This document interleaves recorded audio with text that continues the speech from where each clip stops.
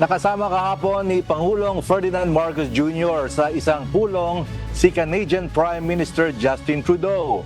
Binigyan diin ni Trudeau ang patuloy na kooperasyon ng Pilipinas at Canada sa iba't ibang larangan mula sa pangingisda hanggang sa seguridad at militar. Hinihingi naman ni PBBM ang suporta ng Canadian Prime Minister para sa posisyon ng Pilipinas sa South China Sea, lalo na sa darating na pagkapangulo ng Canada sa G7.